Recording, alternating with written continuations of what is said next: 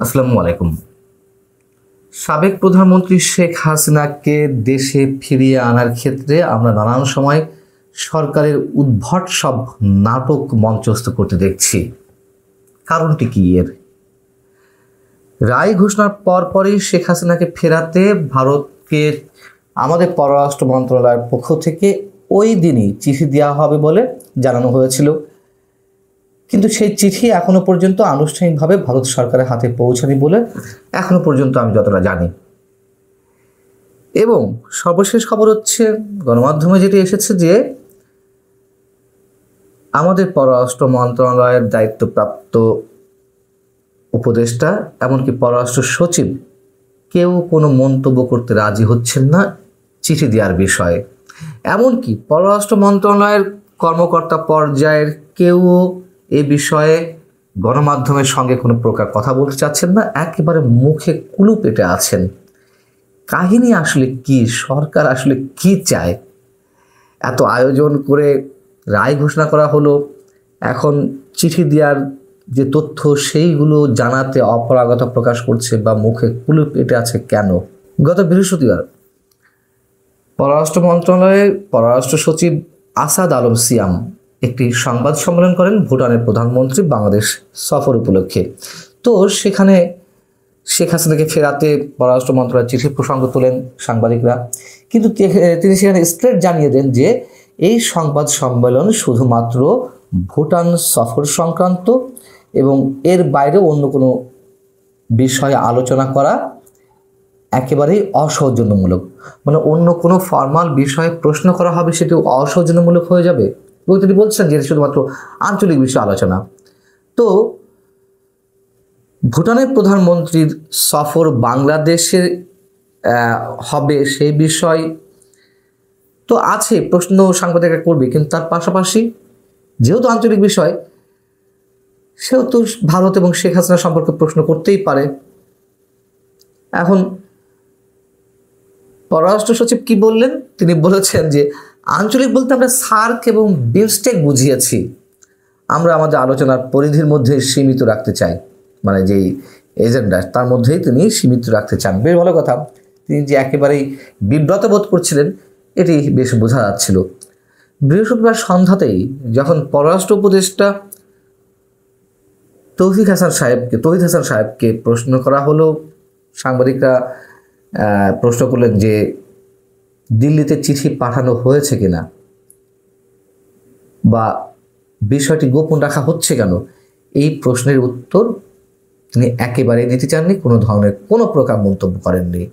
শেখ হাসিনা ভারতের গলার নাকি কাটা হয়ে আছে। আমি কিন্তু বরাবরই বলে আসছি যে ভারত শেখ হাসিনাকে ফেরত দেবে না, এবং সেই জিনিসটি ভারত বরাবরই তাদের নানান ধরনের কথাবার্তায় প্রত্যক্ষ কিংবা পরোক্ষভাবে জানিয়ে দিয়েছে, বুঝিয়ে দিয়েছে যে তারা এই বিষয়ে কোনো কিছু করবে না, বরঞ্চ শেখ হাসিনার আশ্রয় এবং নিরাপত্তার ক্ষেত্রে যা যা করার তাই করবে। আমরা একটু খেয়াল করি যে সরকার কেন উদ্ভট সব কথাবার্তা বলছে মাঝে মধ্যে, এবং সেই উদ্ভট কথাবার্তার ধারাবাহিকতায় বৃহস্পতিবারে আমরা নতুন একটি বিষয় সংযোজন করতে দেখলাম আইন উপদেষ্টাকে। সে বিষয়ে আসছি। আমাদের একটু খেয়াল রাখা দরকার, গত বুধবার ভারত এবং বাংলাদেশের দুই জাতীয় নিরাপত্তা উপদেষ্টা অজিত দোভাল এবং ডক্টর খলিলুর রহমানের সঙ্গে একটি বৈঠক হয়েছে, একেবারে ক্লোজ ডোর মিটিং। সেখানে কি কি বিষয় উত্থাপিত হয়েছে কোনো ধরনের স্পষ্ট করে কিছু জানা যায়নি বা আনুষ্ঠানিকভাবে কোনো পক্ষই কিছু বলেনি, কিন্তু আমি আপনাদেরকে জানিয়েছিলাম যে যেসব বিষয় আলোচনা হয়েছে তার মধ্যে ভারত শেখ হাসিনাকে ফেরতের বিষয়ে তাদের মনোভাবের কথা স্পষ্ট জানিয়ে দিয়েছে ডক্টর খলিলের কাছে। আমরা দেখলাম, এবং এই বৈঠকটি ছিল বুধবার।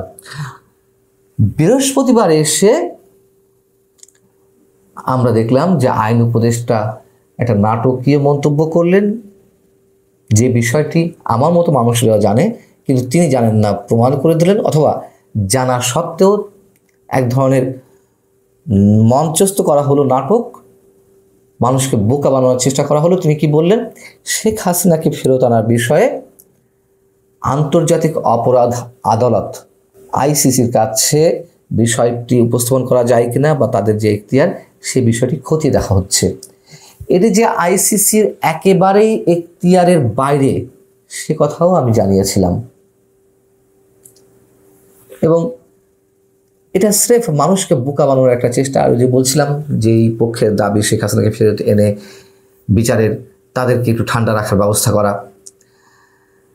আইসিসি কি করতে পারে আমরা তো সবাই জানি, এর আগেও বলেছি যে কোনো রাষ্ট্র কেবল অপরাধীকে আইসিসির কাছে হস্তান্তর করতে পারে, কিন্তু দুই দেশের সম্পাদিত কোনো প্রত্যর্পণ চুক্তি, যেমন ভারত এবং বাংলাদেশের মধ্যে রয়েছে বন্দি বিনিময় চুক্তি, সেই বিষয়ে তো হস্তক্ষেপ করতে পারেই না, বরং অন্য কোনো রাষ্ট্র থেকে আরেক রাষ্ট্রের আসামিকে তারা সেখানে নিতে পারে না। এবং আরও মজার বিষয় যে ভারত কিন্তু রোম সংবিধিতে স্বাক্ষরকারী কোনো রাষ্ট্র নয়। রোম স্ট্যাটিউট অনুযায়ী পরিচালিত যে আইসিসি বা আন্তর্জাতিক অপরাধ আদালত, তার কোনো সিদ্ধান্ত মেনে নিতে ভারত বাধ্য নয়। হয়তো সহযোগিতা করতে পারে কোনো কোনো বিষয়, যাই হোক। তারপরও আইন উপদেষ্টা, আমার ধারণা যে নিঃসন্দেহে ডক্টর আসিফ নজরুল এই বিষয়গুলো জানেন, তারপরেও তিনি সংবাদ সম্মেলনে এই বিষয়টি ঢালাওভাবে প্রচার করলেন কেবলমাত্র মুখ রক্ষার জন্য। কারণ এর মধ্যে জেনে গেছে অজিত দোভালের বার্তাটি ডক্টর খলিলের মাধ্যমে। এর আগে কি হয়েছিল, ইন্টারপোল নিয়ে আরেক নাটক হয়েছিল। ট্রাইব্যুনালের প্রসিকিউশন টিমের অন্যতম সদস্য গাজী মনোয়ার হুসাইন তামিম, তিনি সাংবাদিকদের বলেছিলেন যে শেখ হাসিনা ভারতে আছেন, তার বিরুদ্ধে ইন্টারপোলের কাছে রেড নোটিশ জারির আবেদন করা হয়েছিল একবার, কিন্তু তাতে সাড়া দেয়নি, এবং রায় ঘোষণার পরে আবারও আবেদন করা হবে। এই আর একটা নাটক, অহেতুক মন্তব্য। অহেতুক ঠিক নয়, তারা এক ধরনের ব্যতিব্যস্ততার মধ্যে রাখতে চাচ্ছে আমাদেরকে ঘুম ভাঙ বুঝিয়ে। তো ইন্টারপোল কি করতে পারে? ইন্টারপোল রেড নোটিশ জারি করতে পারে। কাদের ক্ষেত্রে? কোনো দেশ থেকে যখন সন্দেহভাজন অপরাধের তথ্য দিয়ে সংশ্লিষ্ট রাষ্ট্রটি বা দেশটি ইন্টারপোলের কাছে আবেদন করে, মানে রেড নোটিশ জারির জন্য আবেদন করে, রেড নোটিশ ইন্টারপোলের আন্তর্জাতিক গ্রেপ্তারি পরোয়ানার সমতুল্য। যেহেতু আন্তর্জাতিক গ্রেপ্তারি পরোয়ানার সমতুল্য, সেহেতু এই ধরনের নোটিশ জারি করা হলে মুহূর্তের মধ্যে এর যে 190টি সদস্য রাষ্ট্র রয়েছে সেই সব রাষ্ট্রের পুলিশের কাছে চলে যায় এক্সাক্ট তথ্য উপাত্ত গ্রহণের মাধ্যমে, এবং সর্বশেষ যে অবস্থান সেটিও জানিয়ে দেওয়া হয়। তো সেভাবে আসামিকে ধরা হয়, এবং যে রাষ্ট্রে পালিয়ে থাকে সেই রাষ্ট্র সহযোগিতা করে। কিন্তু আমরা কি জানি? সবাই জানে যে শেখ হাসিনা ভারতে রয়েছেন। তো ইন্টারপোল তো কোনো পুলিশি সংস্থা নয়, বিশ্বের বিভিন্ন দেশের পুলিশ বিশেষজ্ঞ এবং অপরাধ বিশেষজ্ঞদের নিয়ে গঠিত একটি সংস্থা। তারা তো অ্যারেস্ট করে আনতে পারে না, তারা তথ্য দিয়ে দেয় এবং সেটি সদস্য রাষ্ট্রগুলোর মধ্যে মুহূর্তের মধ্যে ছড়িয়ে পড়ে। এবং কোনো অপরাধী যখন অন্য রাষ্ট্রে পালিয়ে থাকে তখন তাকে ধরতে ওই রাষ্ট্র সহযোগিতা করে। কিন্তু শেখ হাসিনা যে ভারতে রয়েছেন, ভারতও তো এটি জানে। এখন কার কাছে কাকে ধরতে বলবে? ইন্টারপোল তো আর গিয়ে ধরে নিয়ে আসবে না। আর এখানে নতুন করে তথ্য দিয়ে আরও কিছু নেই, সবাই জানে, সারা বিশ্ব জানে শেখ হাসিনা ভারতে রয়েছেন। বাস্তবতা হচ্ছে কি, আমি এর আগেও আপনারা খেয়াল করে দেখতে পারেন, আমি অনেকবার মন্তব্য করেছি বিভিন্ন ধরনের কন্টেন্টে যে সরকার নিজেই শেখ হাসিনাকে ফেরত নিয়ে আসতে চায় না। কেন নিয়ে আসতে চায় না? শেখ হাসিনাকে ফেরত নিয়ে আসার পরে যে সিচুয়েশন তৈরি হবে, বাংলাদেশে যে একটা আনরেস্ট তৈরি হবে, একটা অস্থিরতার সৃষ্টি হবে, সেটি সামাল দেওয়ার সামর্থ্য সম্ভবত সরকারের নেই।